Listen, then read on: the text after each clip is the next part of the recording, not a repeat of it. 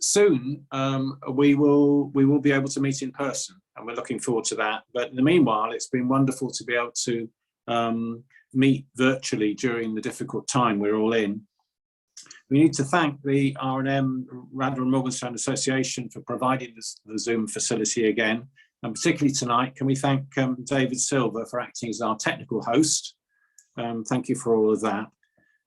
So before I introduce our speaker for the evening, though, can I just point out that which you've just heard is the fact that we're actually recording this evening's talk. If you would, this is obviously so that people who cannot join us live would be able to watch it later. Now, if you'd rather not appear in that recording, well, you, of course, please do disable your video or just step away from the camera. That will be fine. So our speaker for the evening is Chris Dale. Now, he's obviously a well-known member of the local Radyr community. As an enthusiastic historian, he's been good enough to visit us several times to speak on a variety of subjects.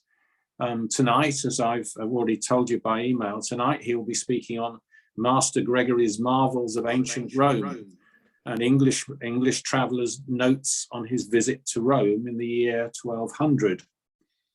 Thank you, Chris, for agreeing to speak with us again, and thank you for allowing us to record this evening for posterity. So with all that, over to you, Chris.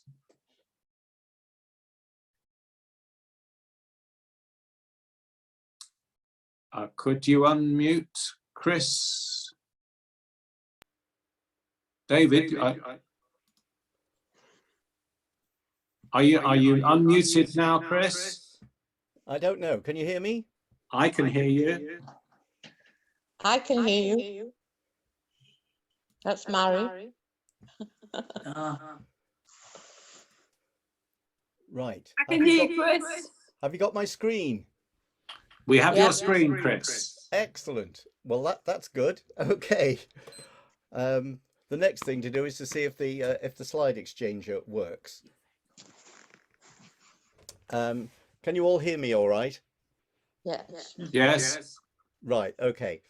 So, as you can see, the talk is called Master Gregory's Marvels of Ancient Rome, an English traveller's notes on his visit to Rome about the year 1200. But in fact, the story is going to start in 1917 in the library of St. Catherine's College, Cambridge. Hopefully, you can all see that now.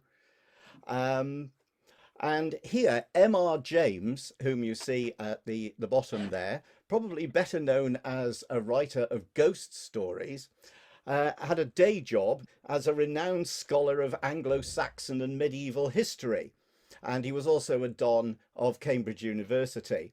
And he'd undertaken the task of cataloguing the books in the college library. And while rummaging around all the musty volumes, he came across a bound volume of ancient handwritten manuscript that no one had seemed to notice before. The book was 204 pages long, and it actually contained 5 works, all handwritten in the same handwriting. So the 5 works were a history of Alexander the Great, a letter from Alexander to Aristotle, the pilgrimage to Antioch, a description of Ireland by Gerald of Wales, and finally, right at the end, Master Gregory's Narratio de Mirabilibus Urbis Romae, or indeed Gregory's account of the marvels of Rome. And of course, it's the last one that we are going to consider today. Gregory's manuscript, and here's a copy of the first page, has been dated to about the year 1300, and it's been shown to be a copy of an earlier version which has not survived. In fact, this copy is the only one, and were it not for M.R. James, we wouldn't really know very much about Master Gregory at all. The account is written in Latin, as you can probably just about work out, and it runs to about 4,500 words, and I undertook to translate it about 3 years ago, and when I typed out the translation, it ran to about 8 sides of A4 type. The Latin version is slightly shorter than that. From the evidence of the text itself, it would appear that Gregory wrote his account sometime between the late 12th and the early 13th century.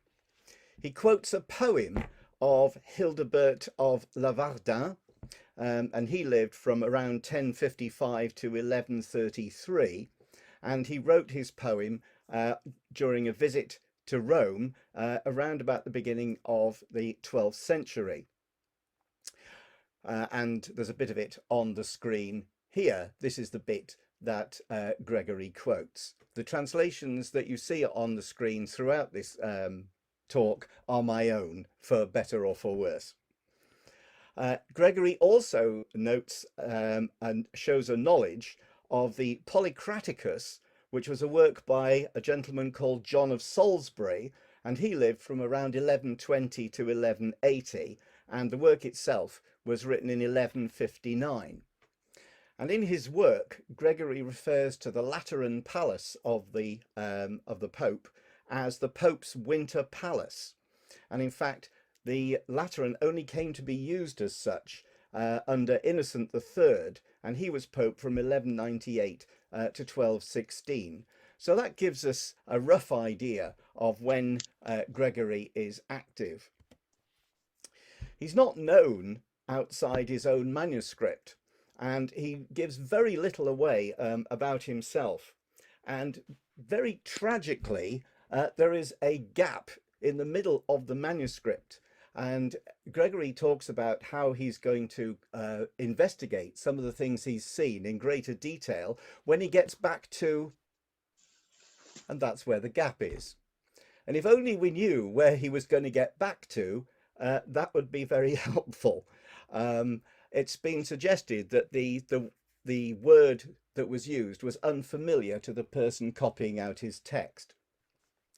But anyway, we have absolutely no idea where Gregory was returning to, or indeed where he lived. But it's most probable, despite the fact that obviously everybody wrote in Latin at that time, it's most probable that Gregory is English. The only manuscript that we have of his work is at Cambridge, and the only medieval scholar who shows any knowledge of Gregory's work is a gentleman called Ranulph Higden, who was a Benedictine monk at the Abbey of St Werburgh, Chester, who inserts chunks of it into his work, the Polychronicon. And all the writers who express similar views on antiquity, which we'll be looking at in a minute, are English. And they include some of the people that I've put on the screen here, William of Malmesbury and Alexander Neckham. So what did Gregory do for a living? Well, Gregory in Latin is given the title Magister, which we translate as Magister. When I was a schoolmaster, that's how the children addressed me, as Magister. But unfortunately, in the medieval period, magister was used of councillors, lawyers, men of letters, men coming from scholastic institutions linked to the church. In fact, a whole array of people. So it doesn't actually tell us anything at all about what Gregory did for a living. He does say that he had conversations in Rome with cardinals and senior members of the papal curia. And those who've asked him to produce his account are men who spend their time studying sacred writings. So it's quite clear that he moves in the upper echelons of the society of the day. Gregory is something of a scholar. He shows wide reading of classical Latin authors and quotes a number of them. He knows, for example, the poets Virgil and Ovid. He alludes to some of the other prose writers such as Suetonius and Seneca. And Gregory's knowledge is clearly first-hand, and this was a time when most scholars only knew them as quotations in the writings of the Christian fathers. But Gregory's read some of the church fathers himself, and he shows acquaintance with Isidore of Seville and Bede. And of course, contemporary writers such as Hildebert of Lavardin and John of Salisbury, whom I mentioned earlier. So why did he write this thing in the first place? Well, as he says here, the numerous requests of my friends, particularly from Master Martin and Lord Thomas, and very many others who are most dear to me, oblige me to put down in words those things which I discovered at Rome that deserve greater attention. Now, we might have thought there was a bit of a clue in Master Martin and Lord Thomas. And there was a Master Martin who was a cleric of the papal court who was known to have visited Britain in 1236. And there was a Lord Thomas who was Bishop of Norwich from 1226 to 1235. But whether either of these is a fit is anybody's guess. So Gregory undertakes the journey to Rome. And the journey to Rome was best undertaken in spring. Summer heat was known to cause fatal illnesses. The land route generally followed the ancient Roman roads. You can see the red line on this map is rather straight. And it was much preferred to the journey by sea. I think pirates were a particular problem. And from northwest Europe, it was and still is the Via Francigena, which ran from Canterbury to Rome, which was 1,900 kilometers and would take about 100 days to walk. It crossed the Alps by the Great St. Bernard Pass or the Simplon or Saint Gothard passes, which both came into use in the 12th century. Travellers either walked or they rode on mules, and despite the fact that the roads originally had been built by the Romans, the roads were terrible, and the going at least did improve once they got towards Italy. And the route then passed, as you can see on the map, through Pavia, Lucca, Bolsena, and finally arriving at Rome. From the 10th century onwards, customs posts and guard stations were set up to protect travellers from brigands, and some of these developed into small towns, and you may be familiar with San Gimignano with its distinctive towers. The first site of Rome itself, which probably looked a lot like this slide now rather than this one, which is the modern view, the first site of Rome was from Monte Mario, which was often referred to by the travellers as Mons Gaudii, in Latin, the Hill of Joy, because they'd finally got to Rome. And Gregory is clearly wowed by his first view of Rome, because he expatiates, as we see on the screen here. For those who can't see the screen too well, there is such a mass of towers, more palace buildings than any man can count, that I consider the height of the site of the city as a whole to be quite remarkable. When I first saw it at a distance from the hillside, in my heart I thank God who in his greatness had in that place in the world adorned the works of man with immeasurable glory. Once in Rome, Gregory would have needed a place to stay, and the number of visitors, especially pilgrims journeying to Rome, had increased steadily from the 9th century, far exceeding the capacity of churches and religious buildings which had been used up till that time. And the church itself began to construct lodging houses. These were either new builds or conversions of existing structures.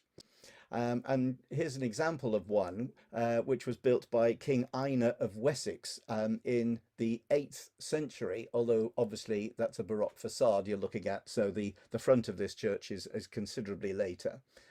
And it's just possible that Gregory may have stayed here.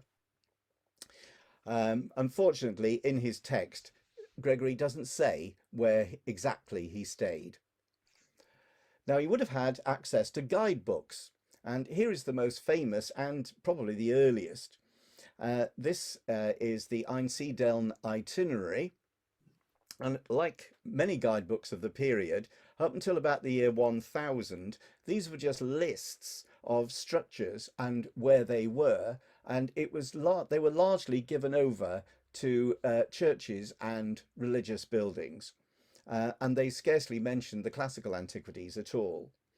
The Einstein Itinerary was written somewhere between the 8th and the 9th century, and it gives 11 routes through Rome, with the names of the churches and the monuments on the left and on the right. So it's just like a modern coach tour. Now look to your left, now look to your right. But it's just a list.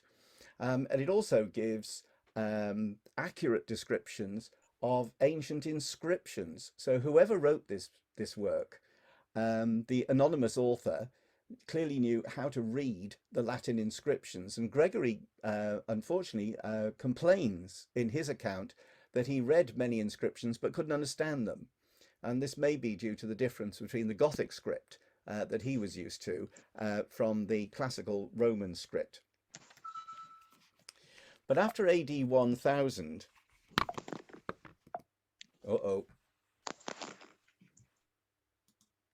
after AD 1000, Rome became something of a building site, and extensive building work and a pillaging of ancient monuments for stone made these guidebooks less and less accurate. And at the same time, people outside Rome started to have fanciful ideas about what was inside Rome, and consequently, magical and fantastic elements started to be introduced. So the guidebook becomes something of a weirdo from about the year AD 1000 onwards. But they became enormously popular. And one such work is the Mirabilia Urbis Romae, Wonders of the City of Rome, which was written in the 12th century. And in fact, it enjoyed popularity for 300 years. So it was something of a classic. Gregory's never read any of these early guidebooks, but he did read this one. And this is the De Septem Mundi Miraculis, or the Seven Wonders of the World. And this has been false, and you're looking at all of it. This is the entire text. There are numerous copies of this, and it's attached to manuscripts of the Venerable Bede, who you see was a 7th to 8th century figure, but the manuscript is later. And it's full of the most strange things that we'll be looking at in a little more detail further on. But Gregory actually copies this almost word for word into his account, which shows that he certainly believed it. Unlike these earlier guidebooks, Gregory isn't exactly writing in the guidebook style. His text is completely spontaneous, and he describes the things he sees in categories, so statues, buildings, arches, and so on, rather than following a particular route. So it's actually difficult to walk with him around the city. He doesn't say which direction he's walking in, and he doesn't say where things are.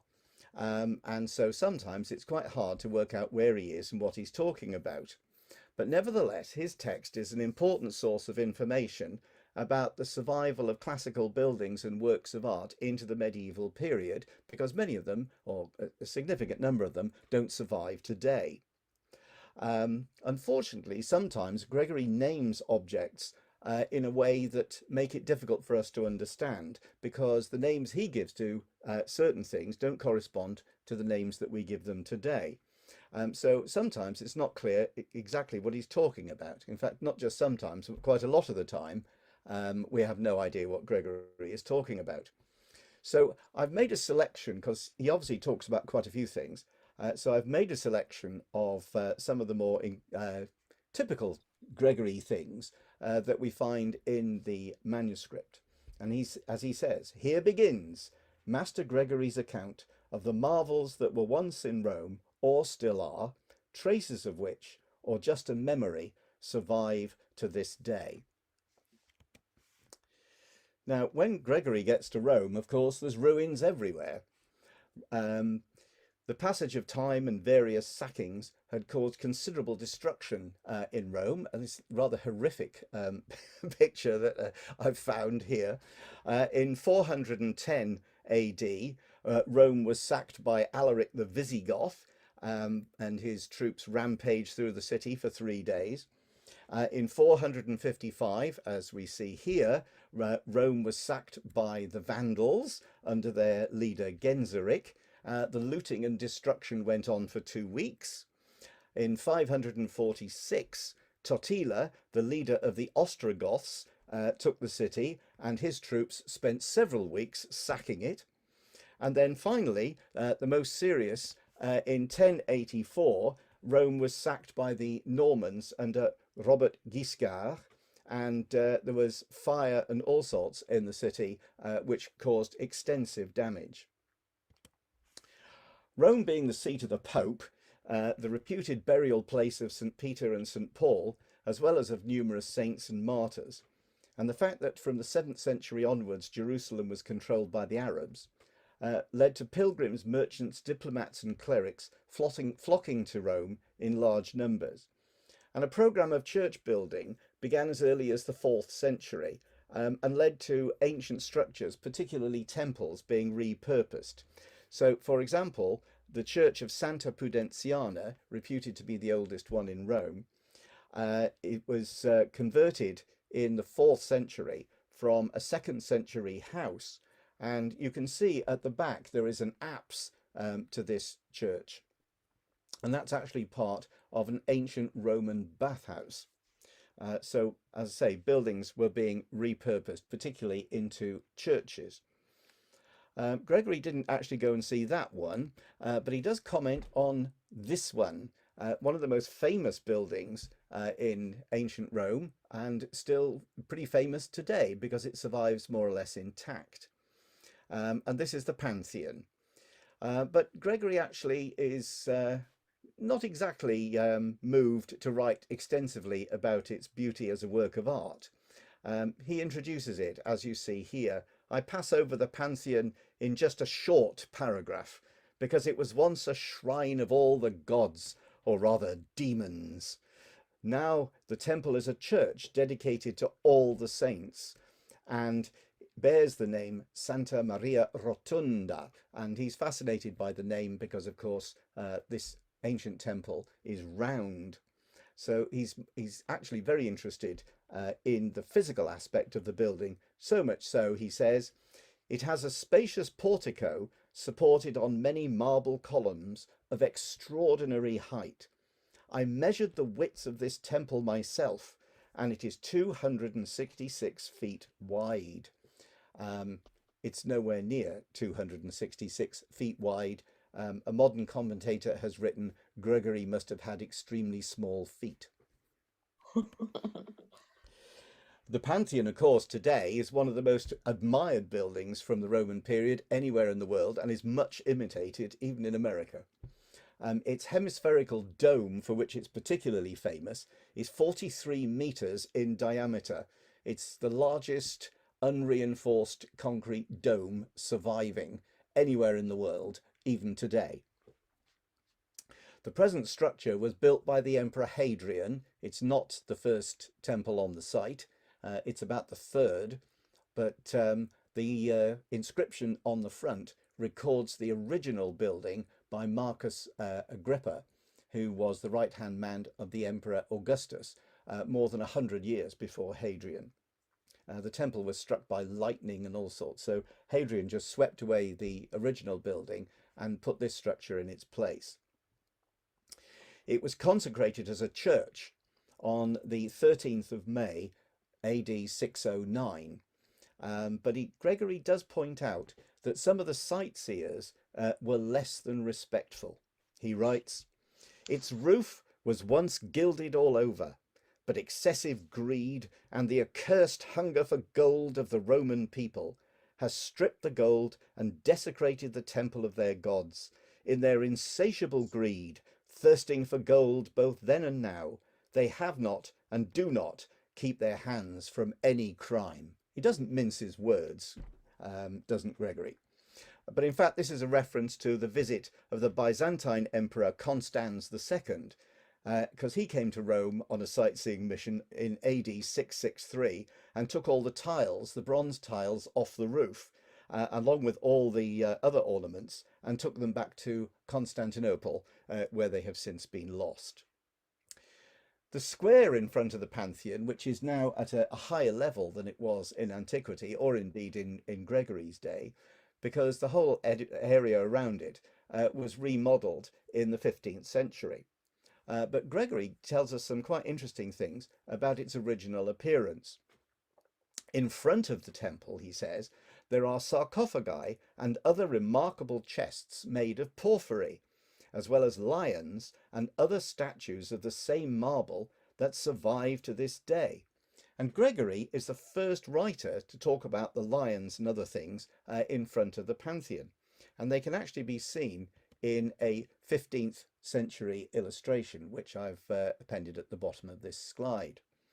And the lions actually originally came from Egypt, and they date from the 4th century BC, and they're now on display in the Vatican Museum. Gregory's always impressed by large size things, the grand scale of Roman buildings. His remarks on the Baths of Diocletian,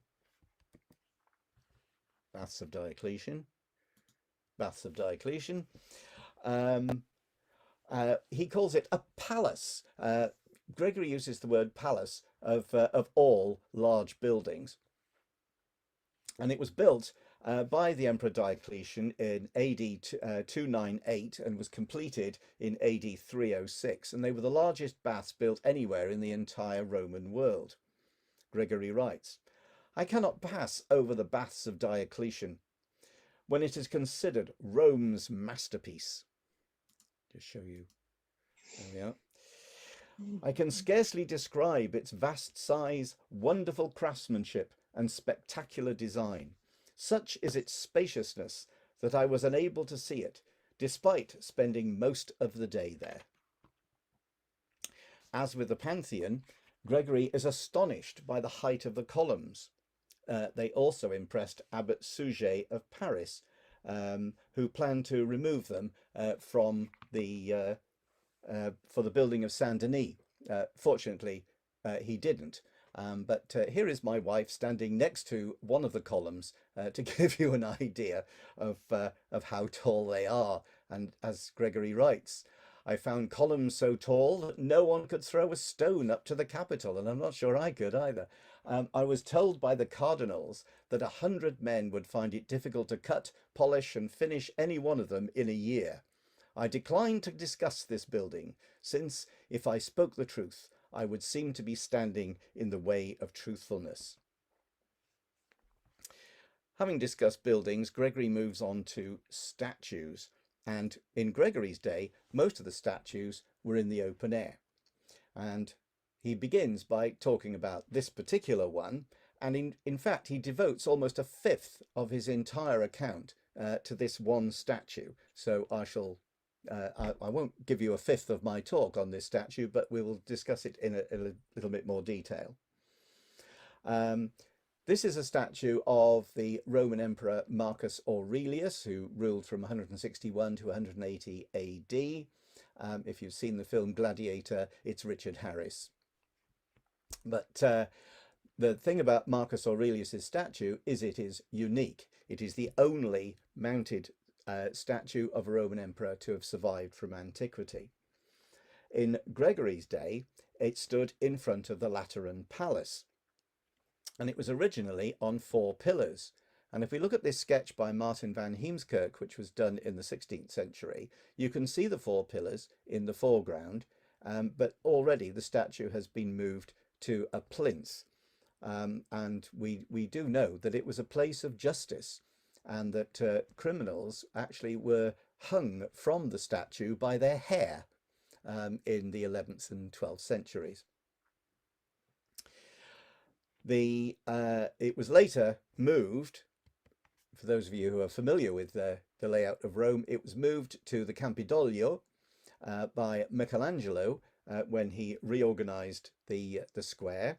And in fact, it was moved again in 1981 when it was taken indoors into the museum, as I showed you a moment ago.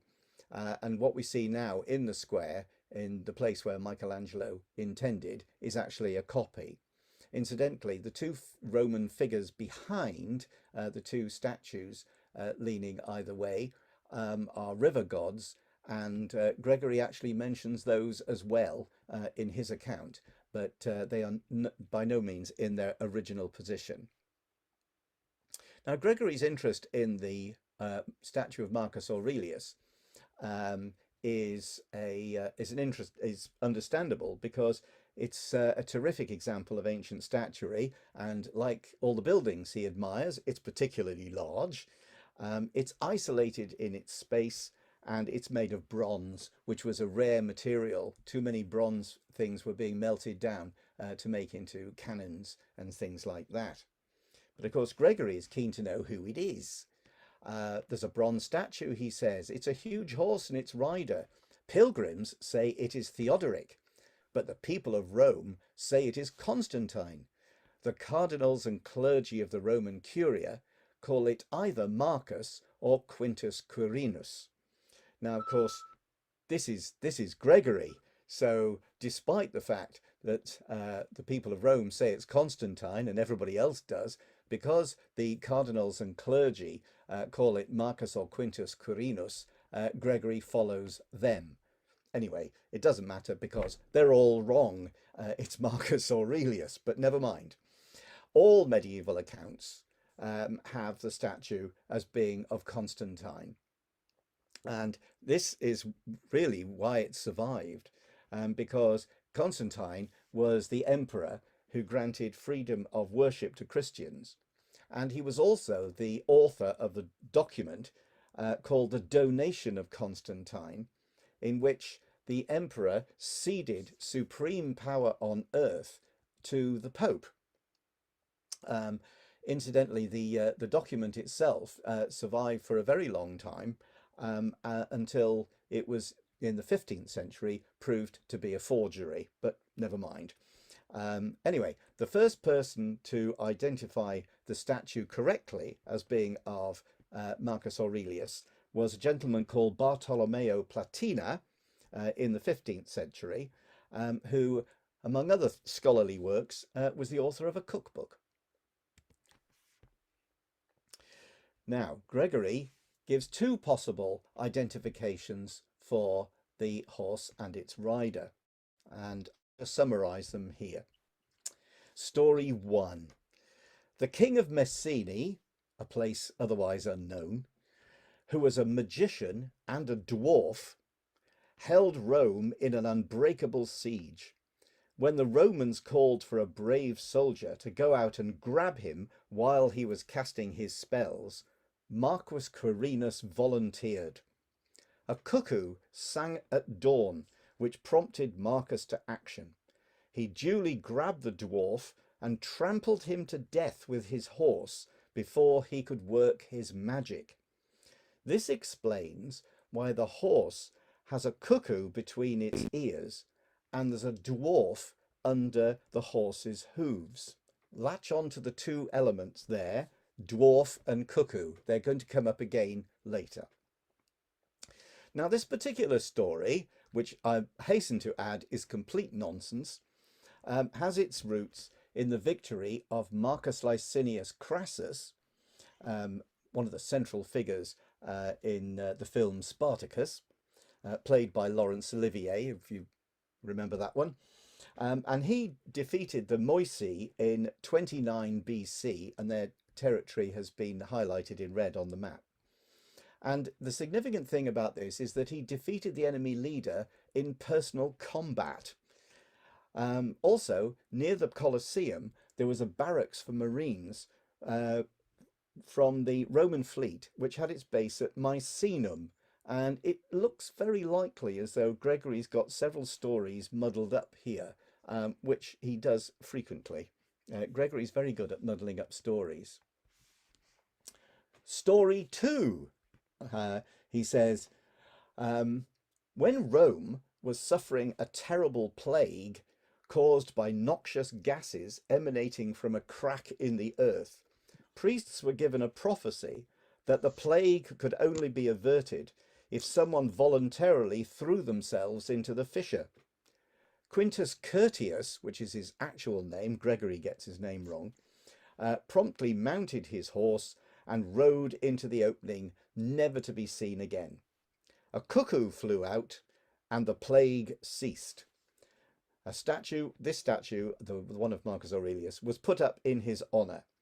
As he rode forward, Quintus trampled a dwarf to death for sleeping with his wife. The story is actually taken from the Roman historian Livy, with many of the names and details incorrect. Now, this brings us to the question of where did this dwarf come from? Now, the statue itself is depicted on Roman coins. And here is one. This is a gold coin of Marcus Aurelius himself. And there is on the one side is him on his horse, which is the subject of the statue. And although the horse's right hoof, front hoof is raised, there is nothing being trampled underneath. So we haven't been able quite to work out where the idea of the dwarf came from. But if we look at tombstones of cavalrymen, and just for reference, I put two British ones on. So we have one from Cirencester on the left and from Chester on the right. It was convention in Roman art, particularly for the tombstones of cavalrymen, to depict them trampling the enemy underfoot. The tradition actually goes back to ancient Greece. So it's likely as not that Gregory has seen one such representation of a horse and on a tombstone, and has somehow conflated it with his account of the statue. Now, the idea of dwarf sleeping with the emperor's wife also may be a garbled story about Constantine, which again is a work of fiction, but he says that Constantine discovered an affair between his wife and a hunchback and promptly stabbed them both. Constantine was guilty of killing many people, but as far as I know, no hunchbacks, although he did kill his wife. Which brings us to the cuckoo. So when I was in Rome, I thought I'll take a close-up of this horse. So I did, and then I found a photo of a cuckoo. Now you may think actually there is a certain resemblance here between the what is actually the horse's top knot and a cuckoo, but I'm afraid it is not a cuckoo, sadly. Once again, Gregory is slightly off the track there. Moving on to another statue, he says another statue is the image of the Colossus, which some think is a statue of Sol, the Roman sun god. Others a personification of Rome. It is quite remarkable for the following reasons: how such a large object could be cast, erected, or remain standing. In its right hand it held a globe, and in its left a sword. The globe represented the world, and the sword military prowess. Now Gregory's actually confused three different statues here. First of all, a Colossus of Nero, which was later renamed as Sol. We'll look at this in a moment. The fragments of a colossal statue of Constantine, which is what we're looking at here, and which used to stand in front of the Lateran, which, as we're beginning to see, was something of an open-air museum. And of course, the Colossus of Rhodes, which Gregory would have found in the document of the Seven Wonders of the World, falsely ascribed to Bede. Gregory's interpretation of the symbolism is correct. The sword does indeed represent military prowess, and the sphere represents the world and dominion over it, which explains why it was put in front of the Lateran. The bronze fragments are now preserved in the Capitoline Museum. The bronze head is 1.77 meters high. That's 5'9.5" in old money. And the statue is estimated to have been between 10 and 12 meters high, although no one knows whether it was standing or seated. Once again, it's the size of the thing that impressed Gregory, although he is sensitive to the artistic merits of works of art. He writes of this statue: although the fragments are of terrific size, nevertheless, wonderful craftsmanship is evident. Indeed, a human head and hand, have no feature of perfect beauty that is lacking in these anywhere. The bronzesmith's art simulates soft hair in the hard bronze in an extraordinary way. If anyone were to look and examine the head more closely, it would seem to be on the point of moving and speaking. It is said that no other statue was made in Rome with such care or at such expense. The Colossus of Nero, of which we see a reconstruction here, which may very well have been one of the candidates for Gregory's account, was originally located in the entrance hall of Nero's palace, the Golden House. When this was demolished shortly after Nero was toppled from power, the statue was preserved, and the next emperor of any note, called Vespasian, who ruled from 69 to 79, altered the features of Nero to those of Apollo and gave it a radiate crown, each ray of which was said to be 22.5 feet long. The statue was then moved to just beside the Coliseum to make way for a new temple that the Emperor Hadrian was building. So the statue was actually relocated. The cult of the sun, Sol, was promoted by Roman emperors in tandem with the cult of Rome itself. And the statue of the sun is a name that appears in some of the earlier guidebooks that I was talking about earlier. So much so that the Colosseum itself was often referred to as the Temple of the Sun. Eventually, it was the name of the statue, Colossus, that was transferred to the building. And of course, from the 8th century onwards, this building became known as the Colosseum. It was, in antiquity, it was called the Flavian Amphitheater. Gregory's drawn by a fantastic story which attached to this statue. This bronze statue was gilded all over and glowed in the dark. By far the most fantastic feature of all was that it rotated continually, tracking the movement of the sun, always turning its face towards the solar body, which is why many people believed it to be a statue of Sol. And Gregory's confusion over this statue may be because the Colossus of Rhodes, which we see on the left, was dedicated to the sun god Helios Apollo. And there was a huge statue of Apollo in Rome, which was taken there in 72 BC by the Roman general Lucullus. And what we have here is a bronze reduction of it made in 2011. Gregory's guides have obviously told him that Pope Gregory the Great was responsible for the damage to this statue. Gregory writes, our Gregory writes, there's two Gregorys now, this is very confusing. After smashing and mutilating all the statues that were in Rome, Saint Gregory destroyed this statue in the following way. When he could not topple such a large object, despite great force and considerable effort, he ordered a huge bonfire to be placed under it, and so reduced that mighty image to its original unformed raw materials. From it, the head and right hand with its globe survived the great conflagration. And interestingly, as an aside, in the 19th century, a bit of one of the fingers was taken by a French traveller to Paris, and it's been in the Louvre for over 100 years.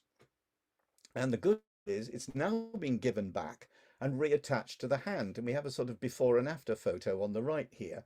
And the restored hand was put back on display on the 3rd of May this year. So this is hot from the press. Almost all the marble statues, Gregory writes, were either smashed or mutilated by St. Gregory. One is so surpassingly beautiful that I shall discuss it first.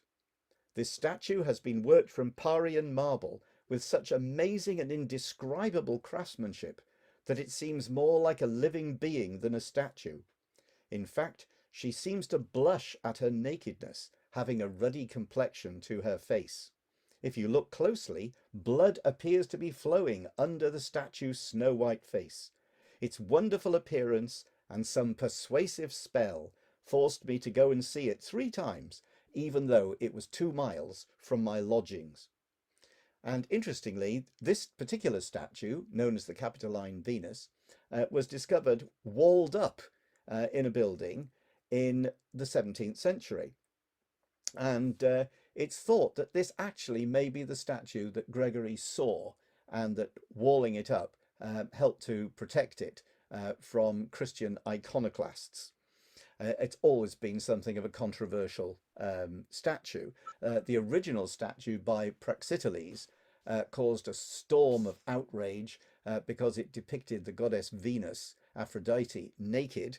And again, a slight aside, in 1862, the sculptor John Gibson attempted a version of it which equally scandalized Victorian society, and it was quickly whipped off display, only to be reinstated many years later in the Walker Art Gallery in Liverpool. Gregory then moves on to this statue group. Now, the interesting thing about these statues is they've never been moved. They are still in the same place that they were in antiquity. They've got new bases, but everything else is, their position is original. And if you had to describe this statue group, you'd probably say, well, it's a pair of horses and a pair of young men. But actually, Gregory ignores the young men completely and concentrates on the horses. Not far away from the statue of Venus, there are marble horses of remarkable size, expertly composed. It is said that they represent mathematicians of long ago. They were depicted as horses because they had quick minds. I love Gregory's thinking. But anyway, there are 2 young men, and they are labelled in antiquity as Phidias and Praxiteles, who were 2 very, very famous ancient Greek sculptors. But clearly their names were unknown at the time when the bases were carved. And we can see them in close-up, and here is an ancient map from the 15th century which shows the statue group in the left foreground. Gregory goes on to pyramids. He's fascinated by things. I shall now say a few remarks about pyramids. Pyramids are the burial places of the powerful. They're amazingly large and high. Once again, he's interested in things that are big. They're pointed at the top and shaped like a cone. The first one I saw was that of Romulus, which is located in front of the Castle of Crescentius. The Castle of Crescentius is now known as the Castel Sant'Angelo, or the Mausoleum of Hadrian. It's that round building. Features in the opera Tosca. Near the Church of St. Peter. Pilgrims claim untruthfully that this was a pile of grain belonging to the Apostle Peter. When Nero appropriated it, Peter turned the grain into a mound of stone of the same size. This is a ridiculous story. The pilgrims are full of them. Now, in Gregory's day, there were actually 2 pyramids in Rome. The one he talks about here was known as the Mater Romuli, and that's the one that we can see in the centre. And the other was called the Mater Remi. So we've got the post of Romulus and the post of Remus. And the post of Remus survives, but the one we're looking at in this picture does not. It was destroyed in the 15th century. This is the Pyramid of Cestius, in fact, and it's a tomb. It was built between 18 and 12 BC when there was a craze for all things Egyptian after Julius Caesar had brought Cleopatra to Rome. Now, the Latin word that's used for this is meta. Meta is normally the word used of a turning post in the chariot track. But the legend appeared that St. Peter was said to have been crucified inter duas metas, between two metae, and this is how he is depicted by Giotto in this triptych, and also on the doors of St. Peter's by Antonio Filarte, which you can probably see at the top of this picture. The legend of St. Peter's grain heap shows that classical monuments were being given Christian interpretations, and the legend may have been inspired by the story of Joseph hoarding grain in Egypt as told in the book of Genesis. A pyramid-looking pile of grain is very common in depictions of this story. For example, we see here a photo in the narthex of St. Mark's Basilica in Venice.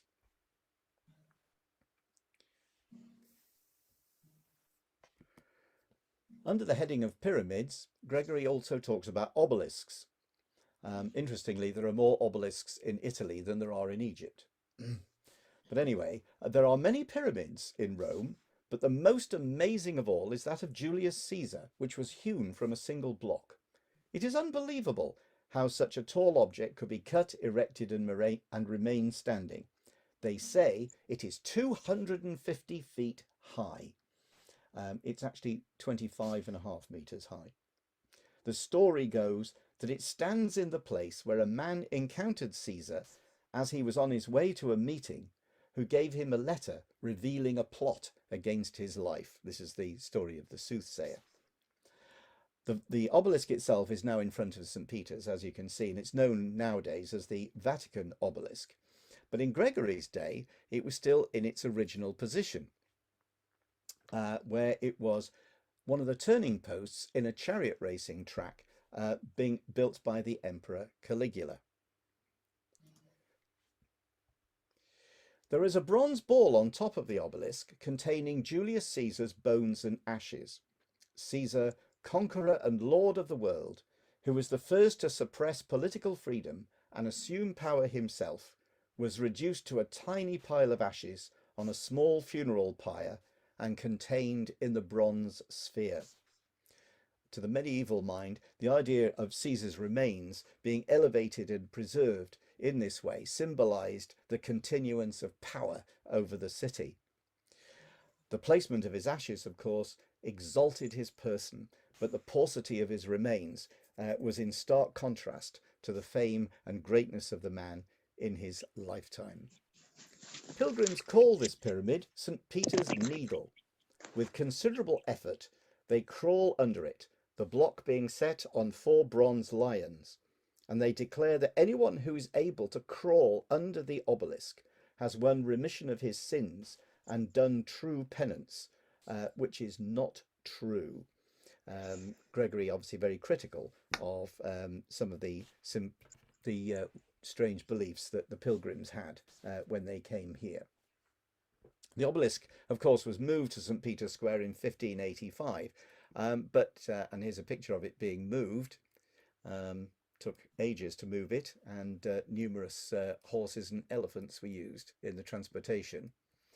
But if we look at this picture, we'll see that the obelisk is indeed set on lions. We can only see 2 because we're looking at it side on. Now, if I asked you to name the most famous building in Rome, you'd probably say the Coliseum, and it's very much symbolic of Rome itself. But in fact, Gregory doesn't really say very much about it at all.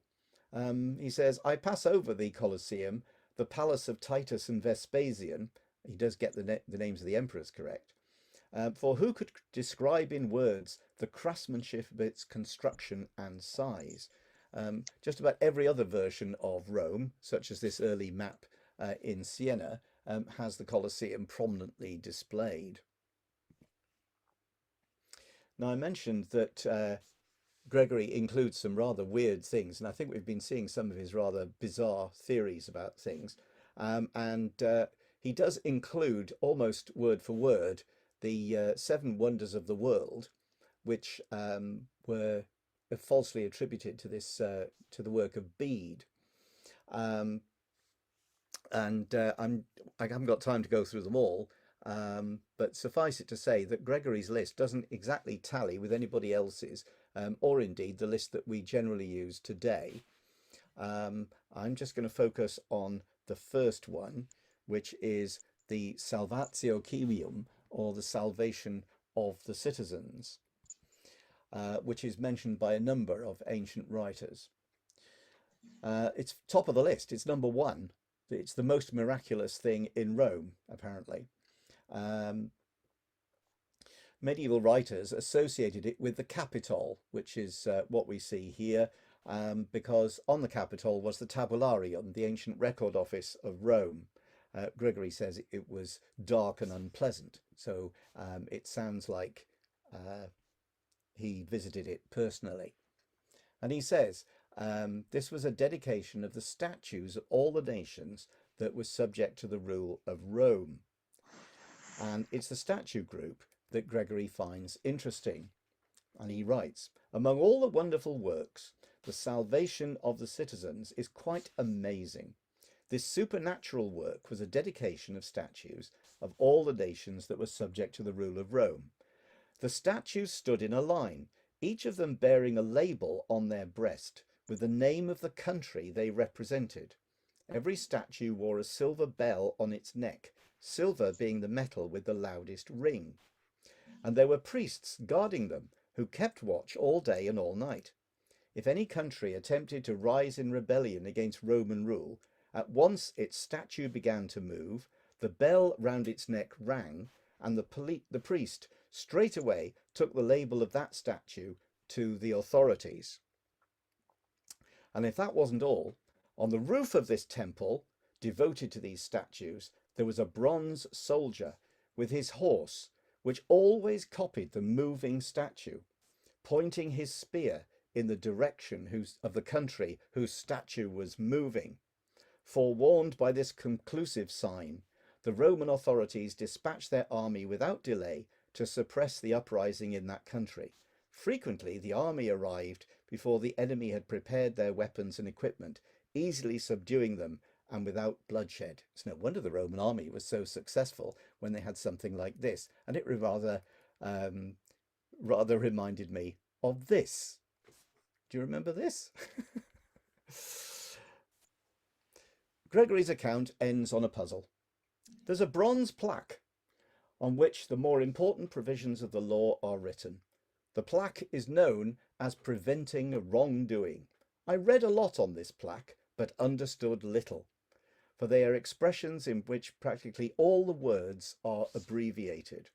Now, some have said Gregory was looking at the Lex de Imperio Vespasiani, which you see on the left here, which was a tablet that outlined the titles and powers agreed between the Emperor Vespasian and the Senate. Although one of the difficulties here is that very few of the words are abbreviated. Or some people have suggested he might have been looking at this stone on the right, which is known as the Black Stone, and is to be seen still in the Roman Forum underneath a cover building. This is one of probably the earliest piece of Latin that we have. It's dated to the 6th century, and nobody's got the foggiest idea what it says. So if Gregory saw that, then he was in good company. And at that point, Gregory's account just stops, just like that. As our text is a later copy, was there another page, we ask ourselves? Did the copyist get called away and forget to complete his work? Did Gregory never finish the work? We will never know. One of life's mysteries. I leave you on that note. Thanks, Chris. A fascinating talk once again. Now, why am I howling wrong? Well, thank you, Chris. I can hear myself coming back, but it doesn't matter. I think you've trumped me again. I've got a 12th century guide to a pilgrim's guide to Compostela, but yours is earlier and more detailed. Anyway, thank you very much. Are there any questions, please?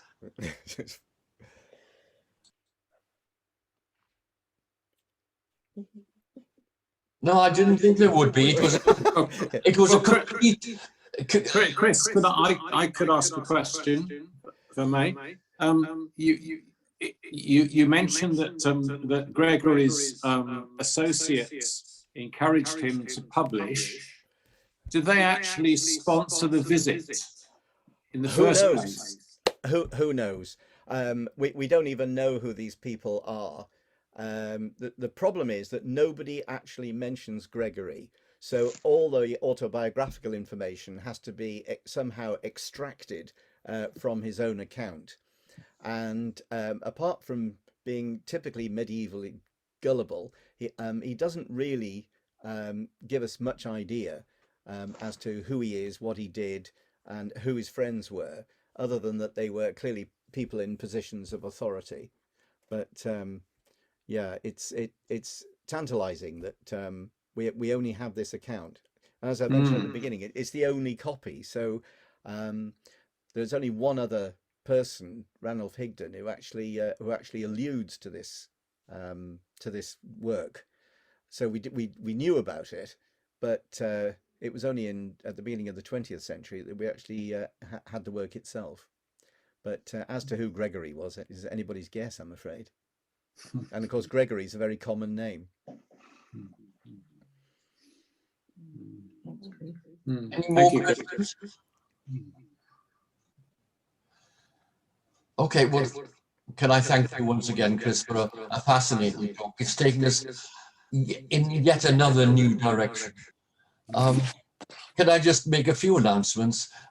From the beginning of the new year, we will be meeting in person again on the 13th of January. We have arranged a lunch, not a dinner this year, but a lunch in the golf club. We have been spoilt for choice, and we've been sitting down going through the menus trying to work out which menu to offer you, but that menu will come out to you very soon, and lunch on the 13th of January. From our AGM in February, we will be running our meetings both, well, we hope to be, because we still haven't worked out the engineering on it. We will be doing our meetings both live in the OCR and via Zoom. So you will be able to get it in one or both ways. And I've already arranged the first of the talks for March, which is a talk on medieval Cardiff. At the AGM, which are normally quite short, in December, on the 6th of December this year, it will be the 80th anniversary of the burning of, what's it called, the castle in outside Newport. And Jill Evans and I will, they have collected a fascinating group of documents about the use of the castle by the Ministry of Defence. Rupera Castle is the name I was looking for, Rupera Castle, and about both the use of it by the Ministry of Defence and its burning. So Jill Evans and I will do some readings from that after that meeting. Anything else we need to announce, Martin? No, I don't think so. Thank you. Okay, fine. Well, thank you, everyone. And again, Chris, thanks for a delightful talk. This is the second time I've met up with Chris today. So thank you for all your help today. See you all soon. Bye. Bye. Thank you, one and all.